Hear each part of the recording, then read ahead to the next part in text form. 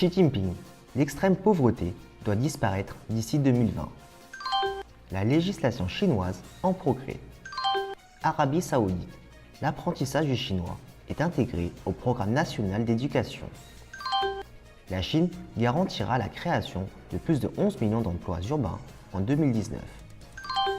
Le géant chinois de l'e-commerce social, Pinduoduo, enregistre une forte croissance en 2018.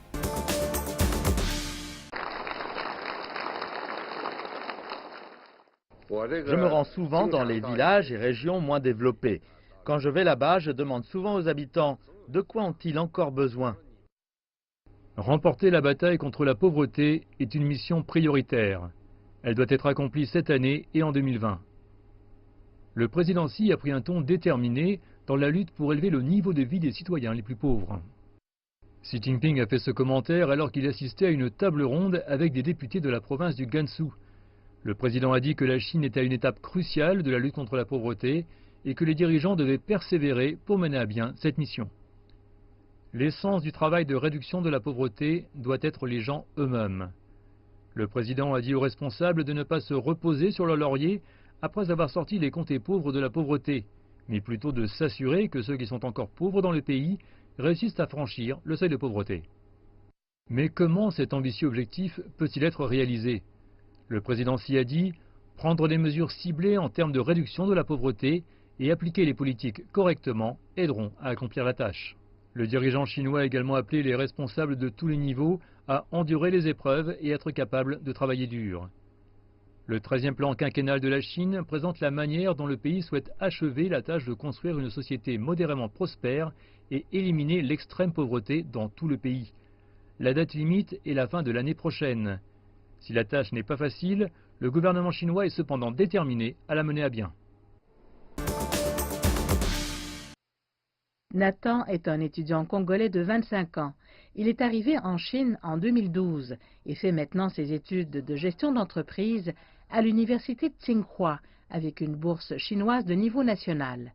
La vie en Chine est intéressante. C'est la raison pour laquelle j'ai été ici en Chine pendant 5 ans et sans retourner chez moi. Le rapport mondial sur les travailleurs migrants publié par HSBC en 2017 classe la Chine au 2e rang mondial en matière de développement de carrière. Parmi les 27 500 étrangers interrogés, 70% considèrent que la partie continentale de Chine offre de bonnes perspectives d'emploi, 48% pour ce qui est de l'Asie de l'Est et 54% pour l'ensemble du monde. Quand j'ai fini mes études, je serai à cheval entre la Chine et ma nation, qui est la RDC, le Congo. Il y a une possibilité pour moi de travailler en Chine puisque je parle bien chinois et je comprends la culture chinoise. Le gouvernement chinois a adopté des politiques encourageantes pour faciliter la venue d'excellents étudiants étrangers souhaitant travailler en Chine après leurs études. Nous avons élaboré de nouvelles politiques et réglementations s'appliquant aux étudiants étrangers qui veulent travailler en Chine après leurs études. Avant, ils devaient retourner dans leur pays pour faire une demande de visa de travail, mais désormais, ceux qui ont obtenu au moins un diplôme de niveau master peuvent demander directement un visa de travail en Chine. Cela leur permettra de déployer leur talent et leur créativité en Chine sans attendre. Wang Huiyao est le président de CCG, un think tank sur la mobilité internationale et l'immigration. Il a participé aux 2 sessions cette année en tant que délégué à titre consultatif. J'ai noté que le Premier ministre avait proposé dans son rapport sur le travail du gouvernement d'attirer davantage d'étudiants étrangers. Maintenant, il y a plus de 400 000 étudiants étrangers en Chine. Il devrait être 500 000 d'ici 2020. Cette politique donne le signal que la Chine est plus ouverte. Selon l'administration nationale de l'immigration, en 2018, la fréquence des entrées et sorties d'étrangers en Chine a franchi la barre des 90 millions pour la première fois, soit une augmentation de 11,6% par rapport à l'année précédente. Afin de s'adapter à la situation actuelle qui voit le nombre d'immigrants étrangers croître constamment en Chine et pour mieux protéger leurs droits civils, l'État chinois s'est attelé ces dernières années à améliorer le système juridique et institutionnel. La loi de la République populaire de Chine sur le contrôle de la sortie et de l'entrée est entrée en vigueur le 1er juillet 2013. La révision de la loi met l'accent sur la communication, la coordination et la répartition des responsabilités entre les ministères concernés, comme le ministère de la Sécurité publique et le ministère des Affaires étrangères. En plus, la loi reflète l'équilibre entre la gestion et le service aux étrangers et cherche surtout à fournir des services plus pratiques et efficaces aux étrangers. Au cours des 2 sessions de 2018, le plan de réforme institutionnelle du Conseil des affaires d'État a été soumis à la 13e APN pour examination. Il prévoyait l'établissement d'une administration nationale de l'immigration qui a été officiellement établie le 2 avril 2018. L'administration nationale de l'immigration a fait des efforts fructueux pendant cette année. Par exemple, la mise en place pour 59 pays d'une exemption de visa d'1 mois dans la zone de libre-échange de Hainan vient d'être introduite. L'engagement des étrangers à entrer et à sortir de la Chine ne doit pas dépasser une demi-heure. Cette administration a aussi approuvé plus de 1800 cartes vertes en 2 mois, soit un peu plus que pendant toute l'année précédente. Les progrès en termes de législation chinoise sur les droits des étrangers vont se poursuivre. La prochaine étape consiste à produire une loi sur l'immigration qui puisse procurer une base légale au travail de l'administration nationale de l'immigration. La Chine peut prendre l'exemple sur l'Inde pour délivrer des visas spéciaux aux personnes d'origine chinoise afin de faciliter leur retour en Chine. Deuxièmement, face au vieillissement de la population et la pénurie de main-d'œuvre, la Chine devrait introduire une loi sur l'immigration technologique afin que les techniciens étrangers puissent demander une carte verte en ligne. Wang Huiyao a aussi proposé que pour devenir un pays innovant dans le futur, il sera nécessaire à la Chine d'attirer davantage de professionnels étrangers et leur permettre de participer au développement économique du pays. Zhuo Xiaoming est un étudiant chinois qui est devenu enseignant de mandarin bénévole.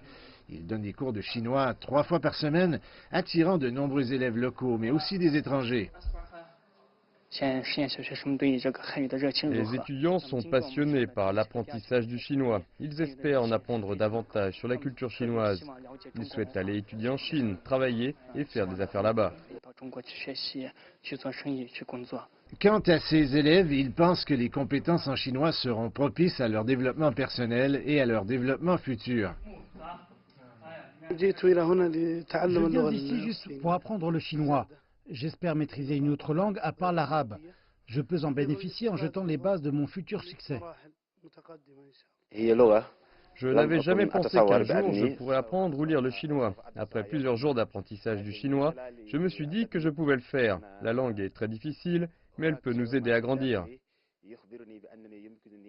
Selon le ministère saoudien de l'Éducation, de plus en plus d'écoles ajouteront le chinois à leur programme. Le gouvernement saoudien envisage également d'envoyer un premier groupe d'enseignants en Chine pour apprendre la langue et les méthodes d'enseignement. L'Arabie saoudite simplifiera également le processus d'approbation afin de permettre à ceux qui souhaitent étudier le chinois à l'école de commencer le plus tôt possible. Le Premier ministre chinois Li Keqiang a déclaré vendredi que le pays garantira la création de plus de 11 millions d'emplois urbains cette année. En pratique, notre objectif est de générer autant d'emplois que nous en avons créé l'année dernière, soit plus de 13 millions, a annoncé M. Li lors d'une conférence de presse à l'issue de la clôture de la session législative annuelle. Cette année, nous élevons pour la première fois le statut de la politique de l'emploi prioritaire en tant que macropolitique avec la politique budgétaire et la politique monétaire, a-t-il noté. Selon lui, les mesures en matière de réduction d'impôts et de frais dans le cadre de la politique budgétaire et la baisse des taux d'intérêt réels dans le cadre de la politique monétaire sont toutes conçues pour garantir l'emploi. Le maintien de nos principaux indicateurs économiques dans une fourchette appropriée est avant tout fait pour garantir l'emploi et prévenir une augmentation du chômage, a-t-il indiqué, ajoutant que le pays adopterait une panoplie de mesures pour stimuler l'emploi. M. Li a annoncé que le pays travaillerait pour garantir l'emploi des diplômés universitaires, dont le nombre atteindra le niveau record de 8,34 millions de personnes cette année. Il évitera que des familles entières se retrouvent sans aucun emploi et offrira davantage de soutien politique aux entreprises qui embauchent plus de personnes. Le pays encouragera la création d'entreprises et l'innovation afin de créer plus d'emplois, a-t-il ajouté. Il a également mis l'accent sur l'emploi des travailleurs migrants ruraux dont la population atteint plus de 280 millions de personnes et augmente encore. Le géant chinois de l'e-commerce social Pinduoduo a enregistré une forte croissance de ses recettes en 2018 grâce à l'appétit grandissant des consommateurs chinois pour les achats interactifs en ligne. Les recettes de Pinduoduo ont totalisé 13,12 milliards de yuans, soit environ 1,908 milliards de dollars l'année dernière, bondissant de 652% par rapport à l'année précédente, selon son dernier rapport financier. Les services de marketing en ligne ont été le plus grand contributeur aux recettes et ont augmenté de 852% en glissement annuel pour atteindre 11,5 milliards de yuans. Son volume brut de marchandises s'est élevé à 471,6 milliards de yuans l'année dernière, en hausse de 234% sur un an, selon les données du rapport. Qualifiant 2018 d'année charnière pour l'entreprise, Huang Zun, président du conseil d'administration et PDG de Pinduoduo, a attribué l'expansion vigoureuse du volume brut de marchandises de son entreprise en 2018 à la croissance rapide du nombre d'acheteurs actifs annuels et à la croissance presque doublée des dépenses annuelles par acheteur actif. Créé en 2015, Pinduoduo est connu pour l'offre d'achat groupée avec d'importantes réductions et dispose d'une grande base de consommateurs dans les zones rurales et les petites villes.